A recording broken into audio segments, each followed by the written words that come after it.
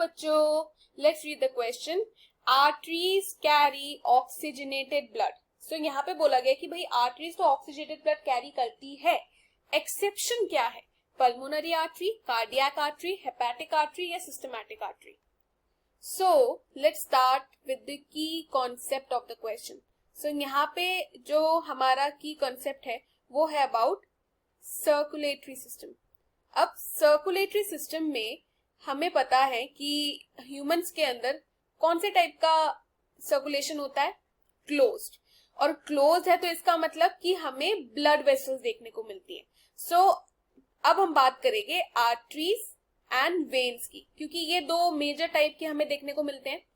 Arteries और veins में सबसे बड़ा डिफरेंस ये देखने को मिलता है कि जो आर्टरीज होती है ना वो कैरी करती है ऑक्सीजनेटेड ब्लड. ऑक्सीजनेटेड ब्लड मतलब ऐसा ब्लड जो कि ना रिच हो ऑक्सीजन में, उसके अंदर भरपूर मात्रा में ऑक्सीजन पाई जाए. और जो वेन्स होती है वो कैरी करती है डीऑक्सीजनेटेड ब्लड, मतलब उसके अंदर आपको कार्बन डाइऑक्साइड की मात्रा ज्यादा मिलेगी, उससे ऑक्सीजन निकाला जा चुका है. सो ये होता है आर्टरीज और वेन्स के बीच में एक बेसिक सा डिफरेंस जो उनके फंक्शन पे लाई करता है. अब बात करते हैं कि आर्टरीज जो है वो तो ऑक्सीजनेटेड ब्लड कैरी करती है, लेकिन क्वेश्चन पूछ रहा है कि इस सवाल का एक्सेप्शन क्या है. कब ऐसा होता है कि आर्टरीज जो है वो ऑक्सीजनेटेड ब्लड कैरी नहीं करेगी. सो स्टार्ट करते हैं हम पल्मोनरी से. पहला है हमारा पल्मोनरी आर्टरी. अब देखो पल्मोनरी आर्टरी जो है, क्योंकि इसके नाम में आर्टरी आ रहा है, बट ये एकमात्र ऐसा एक्सेप्शन है जो डीऑक्सीजनेटेड ब्लड कैरी करते हैं. सिर्फ यही एक हमारा एक्सेप्शन है. बाकी सारी आर्टरीज जो है वो अच्छा खासा ऑक्सीजनेटेड ब्लड कैरी करती है, सिर्फ इसको छोड़ के. रीजन क्या है और कहां से कहां कैरी करती है? सो ये जो पल्मोनरी आर्टरी होती है ना वो क्या करती है कि ये ब्लड को लेके जाती है, ब्लड फ्रॉम हार्ट से निकाल के लंग्स के पास. अब लंग्स के पास क्यों लेके गई है? ताकि वो ऑक्सीजनेटेड हो जाए, from heart to lung.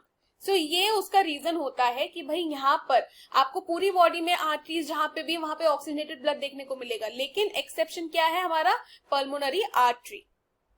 Next option इन्होंने दिया था हमें अबाउट कार्डियक आर्टरी. अब कार्डियक आर्टरी बोलो या कोरोनरी आर्टरी बोलो, सेम है.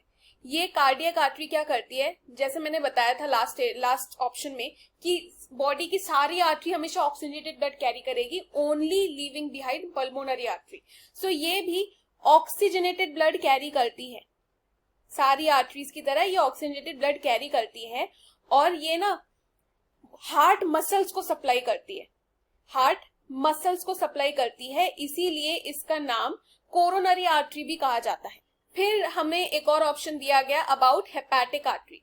अब हेपेटिक आर्टरी क्या होती है कि वो जो भी ऑक्सीजनेटेड ब्लड है ना वो सप्लाई करेगा हमारे लिवर को, टू लिवर, वो लिवर को सप्लाई कर देता है. देन हमारे पास लास्ट ऑप्शन जो दिया गया था वो था सिस्टमैटिक आर्टरी.